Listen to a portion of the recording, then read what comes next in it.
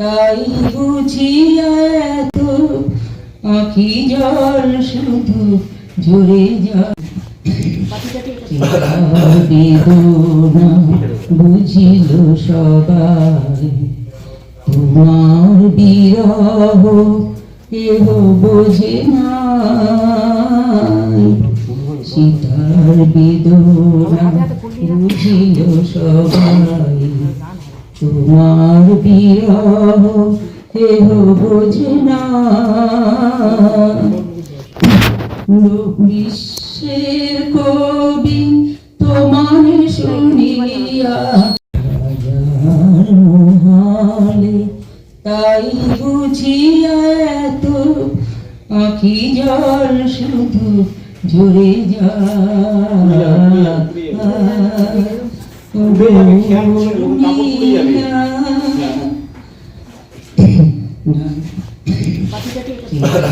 বেদনা বুঝিল সবাই, তোমার বিরহ কেহ বোঝে না।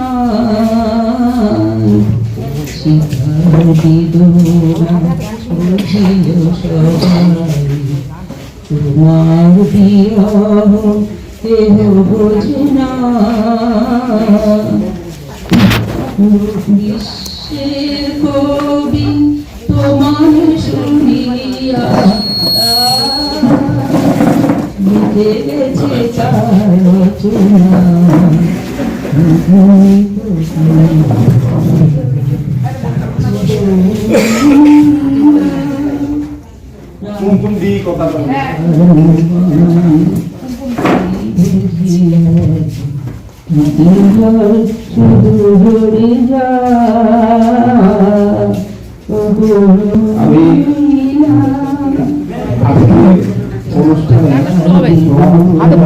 বিশিষ্ট সমাজসেবী ডক্টর কৌস্তবকে মঞ্চে আসার জন্য, আসন গ্রহণ করার জন্য অনুরোধ করছি। এবং আমি বিশিষ্ট অতিথি হিসাবে বিশিষ্ট সমাজসেবী দেবাশিস বাবুকে মঞ্চে আসার জন্য অনুরোধ করছি। দেবাশিস বাবু মঞ্চে আসেন। এবারে আমাদের অনুষ্ঠানের উদ্বোধনী ভাষণ দিচ্ছেন আজকের সভাপতি বিশিষ্ট সমাজসেবী ডক্টর কৌস্তব মন্ডল। বিশেষ করে আমাদের ব্যাকওয়ার্ড বিভিন্ন শ্রেণীর লোকদের জন্যই উনি করেছে। সেই সময় আবার উচ্চ বর্ণের মেয়েদেরও কোনো অধিকার ছিল না পড়াশুনো করার, এবং পরে ওনার যে স্কুলগুলো হয়েছিল সেই স্কুলে উচ্চ বর্ণের মেয়েরাও পড়াশুনো করতে। যাই হোক, সেই মনীষী আমরা সেই প্রথম শিক্ষয়িত্রী আমরা এতদিন আগে আবিষ্কার করতে পারিনি। এখন আমরা এই সবে রিসেন্ট আমরা ওনার সম্বন্ধে জেনেছি এবং আরো জানার চেষ্টা করছি। সাবিত্রী ফুলে এবং প্রতিমা শেখ, এবং আমরা বিভিন্ন জায়গায় এই বোধহয় বাড়িপুরে বোধহয় প্রথম অনুষ্ঠান। যাই হোক, প্রথম অনুষ্ঠান এই মহিলা সমিতি এবং বাড়িপুর নবায়ন বিহার এরা মিলে যে করছে, এটা জন্য এদের ধন্যবাদ। আপনাদের সবাইকার স্বাগত আহ্বান, এবং আপনারা আরো বেশি বেশি করে আপনারা চর্চা করুন। কারণ উনি যে কষ্ট করে আজকে শিক্ষার অধিকারকে এনেছিলেন, আমাদের আজকালকার মেয়েরা সেই শিক্ষা রেতে আজ সেই শিক্ষার ধরে আজকে অফিসার, পাইলট, ট্রেন চালাচ্ছে, ব্যাংক অফিসার, সবকিছু হচ্ছে মেয়েরা। কিন্তু আমরা সেই পুরনো ইতিহাসটা যাই না। যেমন এরপরে আরো বক্তারা আছে, তাদের কাছে শুনবেন। আপনাদের স্বাগত জানাবেন। নমস্কার। বর্ণবাদের জন্য যে নারীদেরকে নানানভাবে বঞ্চিত করা হতো, সামাজিক ক্ষেত্রে, পারিবারিক আর্থিক ক্ষেত্রে, শিক্ষা ক্ষেত্রে। গুরুসভাই দত্তের একটা কথা আছে না, নারী জাতির মৃত্যু থেকে বিজয় রথের যাত্রা পথে চক্র তোদের ঠেলবে কেড়ে। কেন আমাদের পৃথিবীতে অর্ধেক পুরুষ অর্ধেক নারী। বাড়ির মায়েরা যদি শিক্ষিত হয়, তার সন্তানরাও সুশিক্ষিত হয়। এটাকে আমাদের বর্ণবাদীরা মানতে চায় না, যার ফলে এখনো বহু আধুনিক দেশেও বা আমাদের ভারতবর্ষেও সেই ফতোয়া জারি আছে, কিন্তু সেই ফতোয়া টিকছে না। আজকে এবারে আপনাদের সামনে সংক্ষিপ্ত বক্তব্য রাখছেন মাতা সাবিত্রীবাই ও ফতেমা মহিলা সমিতির সম্পাদিকা শিবানী বক্তব্য রাখছেন। সংক্ষিপ্ত তার বক্তব্য তুলে ধরছেন। শুধুমাত্র একটি জন্মদিন বলে ভুল হবে। ৩রা জানুয়ারি ভারতবর্ষ তথা এশিয়া মহাদেশের প্রথম শিক্ষিকা সাবিত্রীবাই ফুলে এবং তার সহকর্মী, তিনি মুসলিম সম্প্রদায়ের মধ্যে প্রথম শিক্ষিকা, তার নাম না বললে বড় ভুল হয়ে যাবে, তার নাম ফতিমা শেখ। এই দুই নারীর জন্মদিন ৩রা জানুয়ারি আর আরেকজনের ৯ জানুয়ারি। এই দুই নারীর জন্মদিন উপলক্ষে আমরা প্রোগ্রামটা করছি শুধু নয়, আমরা সকল নারীর অধিকার, তাদের শিক্ষা, সমাজের সকল ক্ষেত্রে তাদের প্রতিনিধিত্ব, তাদের সার্বিক উন্নতি, সার্বিক অগ্রগতিকে সামনে রেখে আমাদের এই প্রোগ্রাম। বারুইপুরে প্রথমবার হতে চলেছে এই প্রোগ্রাম এবং এখানে যারা উপস্থিত হয়েছেন সবাইকে আমার আন্তরিক শুভেচ্ছা ও ভালোবাসা। তারা অনেক দূর দূর থেকে প্রথমবার অনুষ্ঠান কেমন হবে না জেনেও তারা আমাদের ডাকে সাড়া দিয়েছেন এবং দূর থেকে ছুটে এসেছেন। কারণ এই সময় আমরা যে প্রোগ্রামটা করতে চলেছি সেই প্রোগ্রামটা একটা এগিয়ে যাওয়া ভাসমান যে নদীর স্রোত, সেই স্রোতের বিপক্ষে। আপনারা সবাই বুঝতে পারছেন এই মহিলা শুধুমাত্র শিক্ষা এবং নারীদের সামাজিক অগ্রগতির কথা বলেনি, সমাজে যেসব ধর্মীয় বিভেদ, বিশেষ করে কাস্টিসিজম, জাতি ব্যবস্থা, বর্ণ ব্যবস্থা, তার উপরে মারাত্মক একটা আক্রমণ এনেছিলেন এই সাহসী নারী। ভারতবর্ষ যখন বর্ণভেদের অন্ধকারে, জাত ব্যবস্থা, যে সময় মানুষ মানুষকে ঘৃণা করত, ছায়া মারাতো না, সেই সময়ে এই নারী জন্মালেন। এবং যে সময় নাবালিকা মানে বালিকাদের, ছোট ছোট বালিকা, তাদেরকে বিয়ে দেওয়া হতো 5 বছর, 7 বছর, 9 বছর অবধি যদি তাকে রাখা হয়, তাদেরকে এক ঘরে করে রাখা হতো সেই গ্রামে। তো সাবিত্রীবাই এরকম 5 বছর 9 বছর বয়সে মানে বিয়ে দেওয়া হয়েছিল। তো সেই মেয়েটি বিয়ের পরে তার স্বামীর হাত ধরে সেই রকম একটা সমাজে লেখাপড়া শিখলেন এবং সকল নারীদের শিক্ষার অধিকার আনলেন। সেই সময় কোনো রকম কোনো বর্ণের, উচ্চবর্ণ, নিম্নবর্ণ, কোনো বর্ণের নারীদের অধিকার ছিল না শিক্ষা। বলা হচ্ছে যে সব পুরুষদের অধিকার ছিল না, সেই সময়ে 10% মানুষের অধিকার ছিল। ইতিহাস বলছে 10% মানুষ শিক্ষিত ছিল, শিক্ষার অধিকার। সেই সময় সব পুরুষ সব নারীর অধিকার ছিল না। সেই সময় বিধবাদের পুড়িয়ে ফেলা হতো। ব্রাহ্মণদের যেসব স্ত্রী ছিল তাদের তো পুড়িয়ে ফেলাই হতো, তাদের যে সন্তান তাদের তো মেরে ফেলা হতো। তিনি শুধু স্কুল খোলেননি, তিনি বাল হত্যা প্রতিষেধক গৃহ, মানে যে গৃহে ওই বিধবা নারীদের রাখা হবে এবং সঙ্গে তাদের সন্তানদেরও লালন পালন করা হবে, মানে তাদেরকে শিক্ষিত করা হবে। তো এইরকম একটা সমাজে দাঁড়িয়ে যে মেয়েটিকে বলা হতো যে একটা পাপ, নরকের দ্বার, নারীদের বলা হতো। তো কারণ মনু সংহিতা, ব্রাহ্মণ ধর্মের যেসব শাস্ত্রগুলি আছে সেই সব শাস্ত্রে বলা হচ্ছে নারী হলো নরকের দ্বার। শিক্ষা তো দূরের কথা, নারী কুকুরের সমান। সেই রকম সমাজে তিনি জন্মগ্রহণ করে তাদের চোখে বুড়ো আঙুল দেখিয়ে দিয়ে গায়ে গু, গোবর, ঢিল, যা খুশি তাকে ছুরি মারা হতো। সেই সমাজে সেই মেয়েটি একাই বিদ্রোহ করলেন এবং সঙ্গে যে সঙ্গিনী ছিলেন ফতিমা শেখ, মুসলিম সমাজের নারী। ভাবতে পারছেন আমরা মুসলমানদের কতটা ছোট মনে করি না, অনেকে যে পিছিয়ে পড়া জাতি, কিন্তু সেই সময় এই মুসলিম নারী তাদের বাড়িতে জায়গা দিলেন। কারণ তার নিজের বাড়িতে সে জায়গা পায়নি। শ্বশুর বাড়ি থেকে বলে দেওয়া হলো যে মনুসংহিতাতে লেখা আছে কোনো নারীদের শিক্ষার অধিকার নেই। শিক্ষা কোনো নারী যদি স্কুলে যায়, যদি শিক্ষার মুখ দেখে, তাহলে সে পাপ, সেটা পাপ হবে আমাদের জন্য পাপ। এমনকি বিদ্যাসাগর তার পরে শুরু করেছিলেন। বিদ্যাসাগর নারী শিক্ষার যে আন্দোলন করেছিলেন, আমরা সবাই ভাবি যে আমাদের বিদ্যাসাগর নারী শিক্ষায় মানে বেতন কলেজ করলেন এবং প্রথম নারী শিক্ষার মানে আন্দোলনটা করেছিলেন উনি। তারও 2 বছর আগে এগিয়ে রাখলেন সাবিত্রীবাই ফুলে এবং ফতিমা শেখ। ইতিহাস জানতে হবে আমাদের। তো তো আমরা কৃতজ্ঞ বিদ্যাসাগরের কাছে বাঙালি হয়ে, কিন্তু তারও আগে যে ইতিহাস যিনি এগিয়ে রাখছেন তার কাছে তো কৃতজ্ঞ হতেই হবে। তাকে সবাইকে সামনে আনতে হবে, তাকে সবাইয়ের সামনে আনতে হবে। এই সবাইয়ের সামনে আনার জন্যই যে ইতিহাস, চাপা পড়া ইতিহাস, যে একটা গুগলে সার্চ করে দেখবেন যে who is the first female teacher of India, এক কথায় লেখা আছে সাবিত্রীবাই ফুলে, অথচ আমরা আমাদের স্কুলের পাঠ্যক্রমে তার নাম নেই, পাই না। খুব সম্প্রতি আমাদের এই আন্দোলনের জন্য রামকৃষ্ণ মিশনের একটা সিলেবাসে, মানে আমার ছেলে ক্লাস 6-এ পড়ছে, 5-এর ইতিহাসে তুলে ধরা হয়েছে জ্যোতিরাও ফুলে এবং সাবিত্রীবাই ফুলে, এই দুজনের ইতিহাস সংক্ষেপে তুলে ধরা হয়েছে। কিন্তু সরকারি স্কুলে এর আগে হয়নি, আগামী দিনে কি হবে বলতে পারছি না। এবং যারা প্রাইভেট স্কুলে পড়ছে, এই যেসব সিবিএসসি বোর্ড, আইসিএসসি বোর্ড, এইসব কিন্তু কোনো সিলেবাসে পাওয়া যাচ্ছে না। আমরা সরকারের কাছে আমরা একটা আবেদন রাখছি যে প্রতিটি পাঠ্যক্রমে, যে সরকারি হোক বেসরকারি হোক, দিল্লি বোর্ড হোক, ওয়েস্ট বেঙ্গল বোর্ড হোক, যে কোনো বোর্ড হোক না কেন, যেন এই ইতিহাস খুব শীঘ্রই তুলে ধরা হয়। কারণ আমরা বাংলার দিক থেকে অনেকটা পিছিয়ে, সারা ইন্ডিয়া জানে যে কে সাবিত্রীবাই ফুলে, এশিয়া মহাদেশ জানে, আমরা শুধু জানছি না। এটা বাংলার জন্য আমাদের কাছে লজ্জা। সুতরাং ইতিহাস যেন আরো এগিয়ে যায় এবং সেই ইতিহাস প্রতিটি পাঠ্যক্রমে অন্তর্ভুক্ত করা হোক।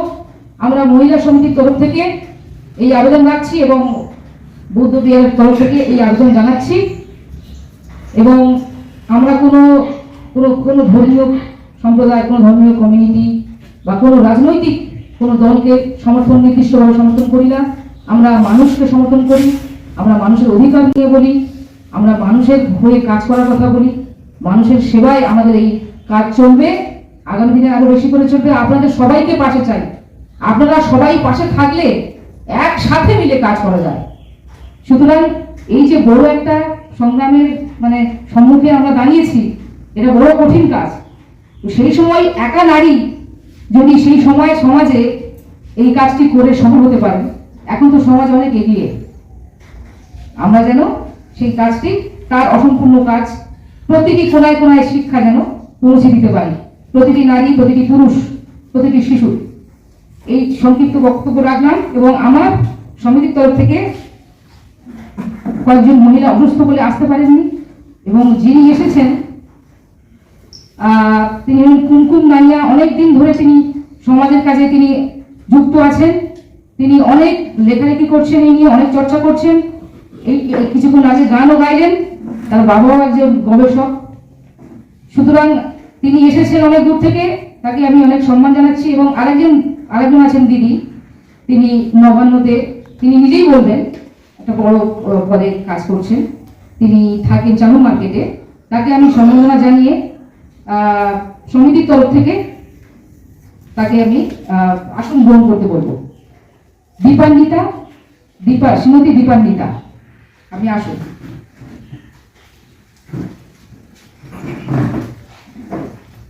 কুমকুম, শ্রীমতী কুমকুম আসুন। একটু হাতালি দেবেন আমাদের এগিয়ে যাওয়া মানুষের মধ্যে, এনারাই এখন এই মুহূর্তে অনেকটাই আমাদের সমাজটাকে এগিয়ে নিয়ে যাওয়ার পথে। কুমকুম দিকে অতি সংক্ষেপে পড়ার জন্য অনুরোধ করছি, কারণ উনিও হুগলি চলে যাবেন। নমস্কার সম্মানীয় সুধীবৃন্দ এবং এই অনুষ্ঠানের কান্ডারি নবযান বৌদ্ধ বিহার এবং মাতা সাবিত্রী প্রতিমা মহিলা সমিতির উদ্যোগে এই অনুষ্ঠানের জন্য আন্তরিকভাবে শুভেচ্ছা, অভিনন্দন এবং কৃতজ্ঞতা জানাই। কারণ এমন একটি অনুষ্ঠানে সমাজকে সঠিক দেখানো কর্মকাণ্ডের জন্য ধন্যবাদ। আমি আজকে বছর দুই আগে মাতা সাবিত্রীবাই ফুলে সম্পর্কে একটা প্রবন্ধ লিখেছিলাম কল্যাণী ঠাকুর সম্পাদিত নীল পত্রিকা থেকে, তারই কিছুটা অংশ পাঠ করে শোনাবো। ভারতের প্রথম মহিলা শিক্ষিকা সাবিত্রীবাই ফুলে 19 শতকের নবজাগরণের যুগে স্ত্রী শিক্ষা বিস্তারের ঐতিহাসিক অবদান রেখে গেছেন।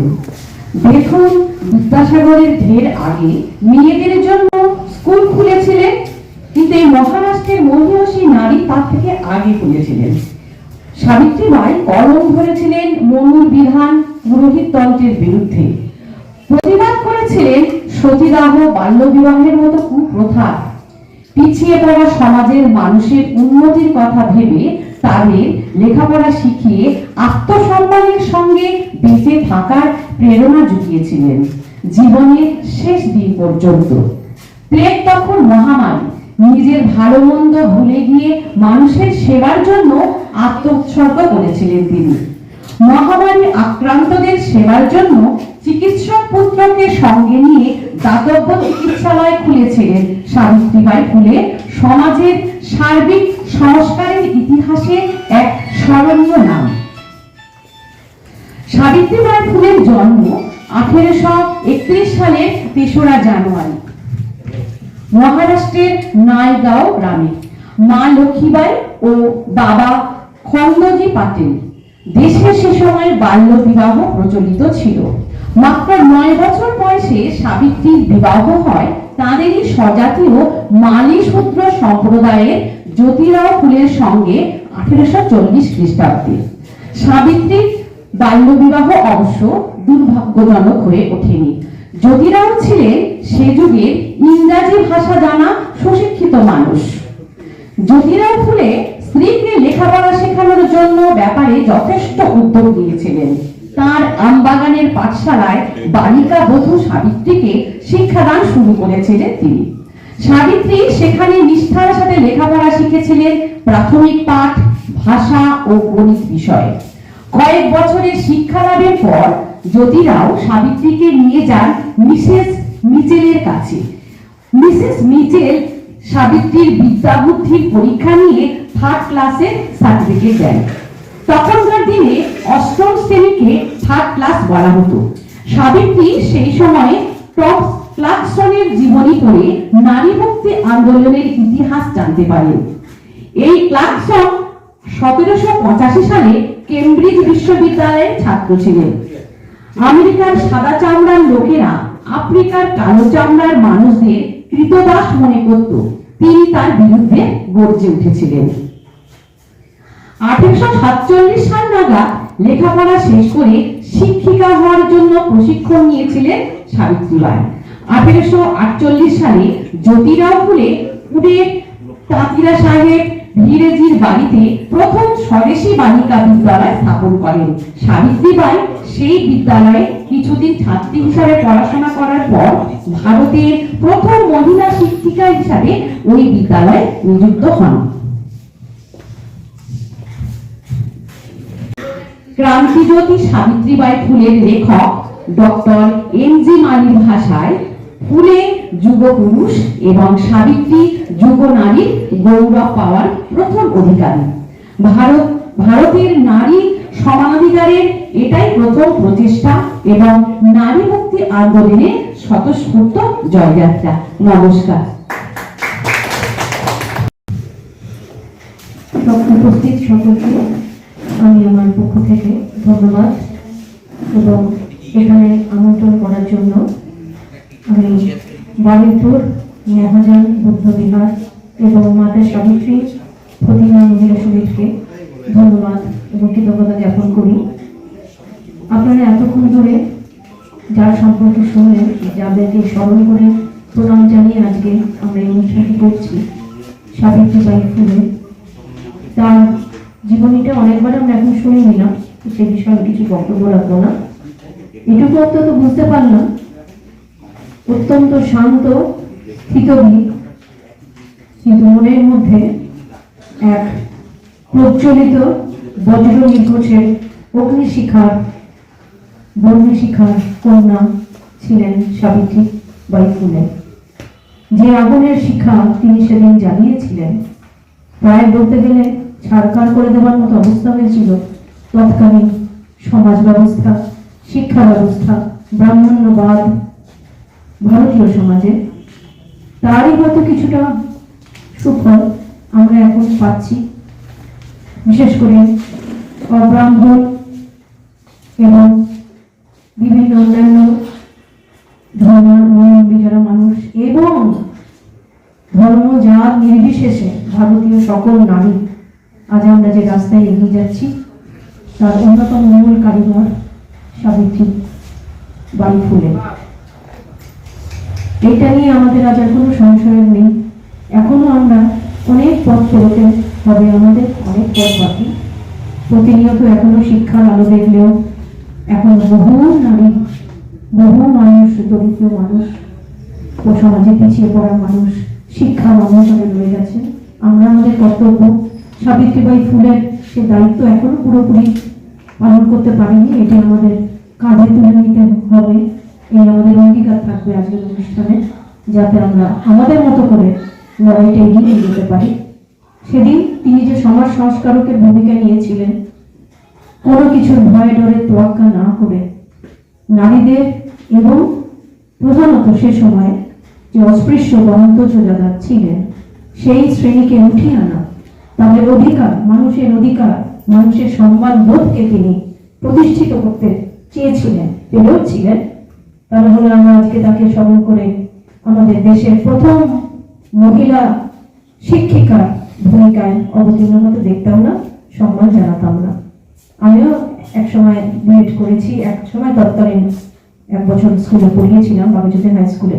শিক্ষিকা হিসেবে আমি গর্ববোধ করছি, একজন বিশেষত একজন মহিলা হিসেবে, যে আমাদের পথপ্রদর্শক তার আজকে জন্মদিন স্মরণীয় অনুষ্ঠানে আসতে পেরে আমি ধন্য। আমি শুধু এইটুকু বলবো, মাতা সাবিত্রী ফতিমা মহিলা সমিতি যে কার্যক্রম নিয়ে, কর্মসূচি নিয়ে তার আগামী দিনে এগিয়ে চলবে, তার প্রধান 2 আদর্শ আমি যেটুকু শুনেছি, সাবিত্রীবাঈ ফুলে এবং ফাতেমা শেখ, তারা যে লড়াইটা আন্দোলনটা করেছিলেন সেটা যাতে খুব সংগঠিতভাবে এবং কংক্রিট ভাবে কিছু গাইডলাইন বা কিছু বিন্দুতে আমরা প্রাথমিক কাজ হবে সেগুলিকে সাজিয়ে নিয়ে তাদের আদর্শ মাথায় রেখে আমরা যাতে একটি আগে প্রথমে ব্লুপ্রিন্ট তৈরি করে নিই, তাহলে সংগঠনটি আমার মনে হয় যে কাজের জন্য আমরা নামছি তাকে আমরা অনেক সুন্দরভাবে, সুষ্ঠুভাবে এগিয়ে নিয়ে যেতে পারবো। কি কি করতে হবে আগামী দিনে, কি আমাদের প্রধান উল্লেখযোগ্য কাজ হবে, কোন শ্রেণীর মধ্যে হবে, কি ধরনের স্টেক হোল্ডার্স বা বেনিফিশিয়ারি অর্থাৎ উপভোক্তা এবং সঙ্গে যে সহায়করা থাকেন তাদের আমরা নেব, ইত্যাদি বিষয় মাথায় রেখে আমরা যদি একটু চকট করে নিই যে আমাদের কাজের ধরন, আমাদের ভূমিকা, আমাদের পজিটিভ যা যা কার্যক্রম থাকবে, মূলত এই 2 মহিয়সী নারীর আদর্শকে মাথায় রেখে আমার মনে হয় কাজের সূচনাতে আমাদের তাহলে অনেক তড়িৎ গতিতে এগিয়ে যাওয়ার সুযোগ থাকবে। আর আমি আমার বক্তব্য বেশি দীর্ঘায়িত করব না। আমি আবারও বলি যে লড়াই এই 2 মহিয়সী সেদিন শুরু করেছিলেন। বিশেষত আমরা জানি সাবিত্রীবাঈ ফুলের কি কঠিন লড়াই তিনি লড়েছিলেন। আমরা এখনকার দিনে দাঁড়িয়ে সমাজে একটা কিছু যদি বদল আনতে চাই, কি ঝড় ওঠে, আগুন ওঠে, সে আমরা জানি। সেই সময় উনি করেছিলেন, এটা ভাবতেও আমরা অত চিন্তাও করতে পারবো না কি পরিমাণ গায়ে প্রতিদিন আপনি রাস্তা দিয়ে যাচ্ছেন, শুধু ভাবুন আপনার গায়ে টিটকিরি, টিপ্পনি ইত্যাদি তো হচ্ছে, গালাগাল হচ্ছে, গায়ের মধ্যে আক্ষরিক ভাবে ইট পাথর বিষ্ঠা ছড়ে মারা হচ্ছে। ভাবতে পারছেন? একদিন নয়, দিনের পর দিন, তবুও তাকে কিন্তু টানানো যায়নি। ওই যে তিনি 2টো শাড়ি নিয়ে আসতেন, যেটা পরে আসতেন, এটা সঙ্গে করে আনতেন, তার মানসিক দৃঢ়তার জোরটা একবার ভাবতেন। এইটি যেন আমরা অন্তত সামান্য হলেও কিছুটা গ্রহণ করতে পারি নিজেদের মধ্যে, তাহলে মনে হয় অন্তত 3 পা না হলে 1 পা হয়তো আমরা এগোতে পারবো। এটুকুই আমার সবার কাছে অনুরোধ। ধন্যবাদ আমাকে এখানে আজকে আমন্ত্রণ করার জন্য। সবাই ভালো থাকবেন। অভিনন্দন আছেন নবান্নে, আমাদের তথ্য সাংস্কৃতিক দপ্তরে। আমরা ওনার মূল্যবান বক্তব্যের মধ্য দিয়ে আমরা অনেক শিক্ষা নিলাম। এই মুহূর্তে ভারতবর্ষের মাটিতে যেখানে আমরা ডিজিটাল ইন্ডিয়া বলছি, সেখানটায় মৌলবাদী এবং ধর্মান্ধতা যেভাবে চাকা দিয়ে উঠেছে, আমরা যদি সবাইকে নিয়ে মাঠে না নামি, ভারতবর্ষের ভবিষ্যৎ খুব অন্ধকারের দিকে চলে যাবে। সেখানটায় জাতি, ধর্ম, বর্ণ নির্বিশেষে রাজনৈতিক ভেদাভেদ ভুলে আমাদের রাজপথে নামতেই হবে। বাড়িপুরের বুকে রাজনৈতিকভাবে এবং অরাজনৈতিকভাবে আজকের আমরা এই সাবিত্রীবাঈ ফুলের জন্মদিন কিন্তু 2025 সালের আগে হয়েছে বলে আমি খুব একটা দেখিনি, রাজনৈতিকভাবে এবং অরাজনৈতিকভাবে 10-15 বছর ধরে শুরু হয়েছে, চলছে এবং সংখ্যাটা দিনে দিনে দিন যত বাড়ছে বাড়ছে। এবারে আমাদের সামনে আমি ডেকে নেব কনিষ্ঠকে মঞ্চে আসার জন্য ডেকে নেব। উনি মূল বক্তব্য আজকে রাখবেন আমাদের সামনে। কনিষ্ঠদা মঞ্চে আসুন। আচ্ছা, তো সরস্বতী ঠাকুরেরও কোনো ক্ষমতা নেই। যদি থাকতো তাহলে এত লোক পুজো করে, যে ছেলে মেয়েগুলো স্কুলে যায় না, কলেজে যায় না, তারাও পুজো করে, তো তারা কিন্তু পাশ টাশ বিশেষ করতে পারে না। তো ভদ্রমহিলার খুব একটা ক্ষমতা নেই। আর তাছাড়া ভদ্রমহিলা কোন ইউনিভার্সিটির এমএ যে তার কাছ থেকে শিখবো আমরা? বাতিল করে দিয়েছিলেন 1803-4 আমাদের রামমোহন রায়। ছবি টানিয়ে রাখি, কিন্তু কি লিখে গেলেন লোকগুলো সে পড়ার সুযোগ আমাদের হয় না। 1803 সালে রামমোহন লিখলেন তোয়াফত উল মুহাহিদিন, আ গিফট টু ডেইস্ট। ডেইজম হচ্ছে ইউরোপে আবির্ভাব ঘটেছিল। ওখানে ওই বিজ্ঞানী এবং দার্শনিকরা যারা রোমান ইনকুইজিশনকে খুব ভয় পেতেন, চার্চকে খুব ভয় পেতেন। কেন? যুক্তিবাদ, পজিটিভিজম, বিজ্ঞান এর কথা বললে কিন্তু আপনার মুন্ডু চলে যায়। কোপার্নিকাস, জর্দানো ব্রুনো, গ্যালিলিও গ্যালিলি, ভাবুন তাদের কি অবস্থা। কোপার্নিকাস সাহস পাননি, কি লিখছেন ভূমিকাতে, তাকে উদ্দেশ্য করেছেন, পোপকে উৎসর্গ করেছেন বইটা পিঠ বাঁচানোর জন্য। তো এই দার্শনিকরা তারা জানতেন যে এই সমস্ত ঈশ্বর ফিশ্বর আল্লাহ এই সমস্ত হাবিজাবি ভাবনা একদম মানুষের কল্পনা, সুতরাং এগুলোকে করার দরকার নেই। কিন্তু মুখে বলা যাবে না, বললে বিপদ, বললে তো মুন্ডু থাকবে না। তাই তারা নির্দিষ্ট একটা কৌশল নিলেন। কৌশলটা কি করলেন? হ্যাঁ, পৃথিবীটা ঈশ্বর তৈরি করেছে। আমি বলছি কিন্তু খুব উদ্দেশ্য প্রণোদিত ভাবে বলছি, যা বলছি শেষ পর্যন্ত দেখবেন আমরা যখন কোট করব এই জ্যোতিবা ফুলেকে, বা আপনার আরেকটু আমরা এগোবো, আরো কয়েকজনের কথা বলবো, কাশীবাইয়ের কথা বলবো, রকমাবাইয়ের কথা বলবো, তারাবাই সিন্ধের কথা বলবো, পন্ডিত রামাবাই সরস্বতীর কথা বলবো, আরো অনেকের কথা আমাদের আসবে এখানে। ওদের যখন কোট করব তখন দেখবেন যে এই কথাগুলো আসবে। ওই জন্য আমরা কনটেক্সটটা বুঝে নিচ্ছি, কারণ কোনো জিনিস বোঝবার জন্য যেটা ভীষণ প্রয়োজন প্রেক্ষাপট। সংস্কারকরা, এই ব্রাহ্মণ সংস্কারকরা পর্যন্ত, তারাও নারী কখনো কখনো শিক্ষার পক্ষে কথা বলেছেন, তার বিকাশের পক্ষে কথা বলেছেন। তারা ভেবেছেন যে নারীকে কিভাবে তার আধুনিকীকরণ করা যায়, অর্থাৎ নারীর কি হওয়া উচিত। 19বিংশ শতাব্দীর সংস্কারকরা সেটাই ভাবলেন, সেটাই বললেন। কিন্তু নারী কি চায় কেউ জানতে চাই। প্রথম সাবিত্রীবাই সুরের কণ্ঠে শুনতে পেলাম নারী কি চায়। সাধু সাধু সাধু সাধু হাততালি দাও। তার মানে আমি কি হব তুমি আমায় নির্ধারণ করে দিচ্ছ, কিন্তু আমি কি হতে চাই সেটা তোমার কাছে গুরুত্বপূর্ণ না। এইখানেই সাবিত্রীবাই ফুলের তাৎপর্য। আমরা তৃতীয় পোর্শনটায় পরে আসবো। আপনারা এই মাঝখানে ইতিমধ্যে অনেক কিছু শুনে নিয়েছেন। মোটামুটি আমি একটু সাল ঠাল গুলো বলে যাই, তাহলে মনে মনে একদম ছবিটা পরিষ্কার হয়ে যাবে। জন্মসাল আমরা বলে দিয়েছি। ওনাদের শাদী হয়েছিল, বিয়ে হয়েছিল 1840 সালে। তখন সাবিত্রীর বয়স হচ্ছে 9, আর ইয়ের 13 বা 14, 13 বা 12, 12.5। যদি 28 হয় তাহলে 12 হবে, 27 বা 28। জ্যোতিবা কতদূর এগোতে পারতেন সাবিত্রীবাইকে না পেলে সন্দেহ আছে। সাবিত্রীবাই জ্যোতিবাকে যদি না পেতেন সাবিত্রীবাই কতদূর এগোতে পারতেন সেটা নিয়েও সন্দেহ রয়েছে। তো এরকম একটা ঐতিহাসিক মিলনের জায়গায় যাদের অবদান রয়েছে, তাহলে সেই নামগুলোকে আমাদের স্মরণ করতে হবে। শুধু তাই নয়, তারা শিক্ষা বিস্তারের ক্ষেত্রেও সাহায্য করলেন। স্কুল হলো 48 সালে, 51 সালে, 1851, সবই কিন্তু আপনার 19বিংশ শতাব্দীতে কাজ হচ্ছে। 1851-তে আরো 3টে স্কুল হলো এবং স্কুলের সংখ্যা বাড়তে শুরু করলো। 53 সালে জ্যোতিবা ফুলে অসুস্থ হলেন। এই যখন অসুস্থ হলেন তখন পুরো দায়িত্বটা কিন্তু সাবিত্রীবাই ফুলে নিলেন। মানে এই সময় আপনার একটু সময়টা ভেবেন কত বয়স কত। 31-এ জন্ম, 1853-তে তিনি দায়িত্ব নিচ্ছেন। কতটুকু বয়স? 22 বছর। এই 22 বছর বয়সের একটা বাচ্চা নিয়ে আমরা এখানে দেখবো যে মলের সামনে দাঁড়িয়ে গল্প করছে, ফোন ঘাটছে, হ্যাঁ, জামা কাপড়, লিপস্টিক এইসব নিয়ে আলোচনা করছে। এরকম একটা মেয়ে, যার জন্য আমাদের তাকে স্মরণ করতে হচ্ছে, অন্য স্রোতে হাঁটা। তাকে দেখবো যে তিনি স্কুলগুলোকে সাজাচ্ছেন।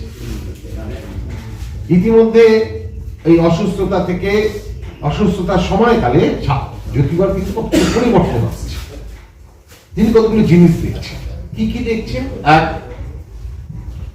এই যে বাল হত্যা প্রতিবন্ধক গৃহ, বাল হত্যা প্রতিবন্ধক গৃহ, এটা তৈরি হলো 1863 সালে।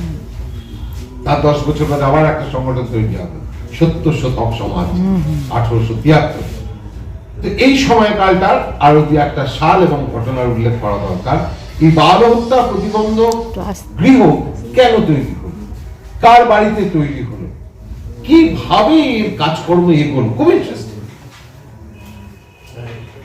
যদিবা এই অসুস্থ অবস্থাতে কতগুলো জিনিস খেয়াল করলেন। এই যে ব্রাহ্মণ্য তন্ত্র, এই যে কি ভয়ঙ্কর, কি বিভৎস, কি মানবতা বিরোধী, গোটা সভ্যতাটাকে টানে। সমাজের দুটো ফ্যাক্টর থাকে, একটা পুল ফ্যাক্টর, একটা পুশ ফ্যাক্টর। রাশিয়ার কমিউনিস্ট বিপ্লব যেমন গোটা সমাজকে 600 বছর এগিয়ে দিল, আমেরিকা যা 200 বছরে পেরেছে ওরা তা 20 বছরে করে দেখিয়ে দিল। আর কিছু শক্তি থাকে, তারা হচ্ছে পুল ফ্যাক্টর, পেছনে টেনে রাখে। এই ব্রাহ্মণ্যতন্ত্র হচ্ছে কাজ। লড়াইটা সহজ না, কঠিন, কিন্তু লড়াইটা লড়তে হবে। এটাই হচ্ছে যেটা এনারা বলেছে। উনি কি দেখলেন? দেখলেন যে এই ব্রাহ্মণ্যতন্ত্রে মেয়েদের কি ভয়ঙ্কর, কি করুণ পরিণতি তাদের। একাধিক বিবাহ, শৈশবে বিবাহ। 6 বছরের মধ্যে মেয়ের যদি বিয়ে না দেওয়া হতো, সেই মেয়েকে মহারাষ্ট্রে বলা হতো ঘট বধূ, ঘট বধূ। আর বরকে 9 বছরের মধ্যে ছেলেটাকে যদি বিয়ে না দেওয়া হয়, তাকে বলা হতো ঘট বর। মানে এটা অপমান সূচক, টেস্ট করার জিনিস, বিদ্রোহ করবার জিনিস। তো এই যে অবস্থায় প্রচুর ব্রাহ্মণ পরিবারের নারী, তাদের বিয়ে হতো, একাধিক বিয়ে হতো। জানতেই পারতো না সে কখন বিধবা হয়ে গেছে, তারা জানিতেই জীবনে ঘটে গেছে, জীবনে নেমে এসেছিল একটা ভয়ঙ্কর দুর্যোগ। ফলে তার পোশাক পরতে হবে আড়ম্বরহীন, কোনো অলংকার পরা চলবে না, তার মাথা কামিয়ে দেওয়া হবে।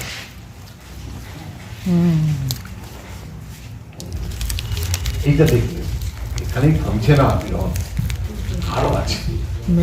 ওই পরিবারের মধ্যেই কোনো না কোনো পুরুষ তাকে ভোগের সামগ্রী হিসেবে ব্যবহার করা হতো। বিশেষ করে জানা গেল কখন, যখন বিজয়লক্ষ্মীর কেস কোর্টে এল। বিজয়লক্ষ্মী তার 7 দিনের বেবিকে, বিজয়লক্ষ্মী একজন বাল বিধবা, তাকে somehow সিডিউস করেছিল। পরে জানা গিয়েছিল সে একজন বামুন। তারপরে বলছি ব্যক্তি বামুন ইম্পর্টেন্ট নয়, কিন্তু খেয়াল করবেন আমরা কিন্তু ব্রাহ্মণ্য তন্ত্রের কথা বলছি। সিস্টেমটা হচ্ছে গুরুত্বপূর্ণ। যদিও ব্রাহ্মণ্য তন্ত্রটা সিস্টেম না, ওর মতাদর্শ, সিস্টেমটাকে সেবা করবার। কারণ সিস্টেমের মধ্যে অর্থনীতি রয়েছে এবং সে অর্থনীতিকে সেবা করছে। এবং নারীকে ছোটবেলা থেকেই সেভাবে শেখানো হয় যে তুমি সাইলেন্ট থাকবে, আস্তে আস্তে যাবে, আস্তে আস্তে কথা বলবে, শ্বশুরের সামনে পা তুলে বসবে না। জামাই কিন্তু শ্বশুরের সামনে, তার শ্বশুরের সামনে পারবো পা তুলে বসবে না, আমাদের কোনো অসুবিধা হয় না। ফলে পুরুষতন্ত্র দলিত সেকশনেও পুরুষতন্ত্র বোঝে না দলিত নারীর দুঃখটা কি। যেমন ব্রাহ্মণরা বুঝতে পারে না দলিত মানুষের পীড়নের জায়গাটা থাকে, ফলে তারা দেখতে পায় না। বড় বড় মতাদর্শ, কমিউনিজমের মতাদর্শ গ্রহণ করা সত্ত্বেও তারা দেখতে পায় না। অ্যাবসেন্ট মাইন্ডেড কাস্টিজম বলে না, আছে আমি দেখতে পাচ্ছি না। যার জন্য দেখবে আপনি কমিউনিস্ট পার্টিগুলো, মানে ভোটবাজ কমিউনিস্ট পার্টিগুলোর ভূমিকা দেখুন, তারা পুরোপুরি ব্রাহ্মণ্যতন্ত্রকে প্রয়োগ করে, তার বাড়িতে করে, তার ব্যক্তিগত জীবনে করে, এবং প্রত্যেকটা কোমরে জড়ানো থাকে। আগে এরকম রাখতো তো, কোমরে জড়িয়ে রাখলে কি জামাটা খুললে দেখা যায়, হ্যাঁ, ফলে ওটা খুব চমৎকার একটা জিনিস। তো এইসব কীর্তি কাহিনী তো আমরা দেখতে পাচ্ছি। তার মানেটা হলো একটাই, যে ব্রাহ্মণ্যতন্ত্র সে তার পরিবারগুলোর মধ্যে কিভাবে অসম্য তা চালায়, কিভাবে বৈষম্য চালায়।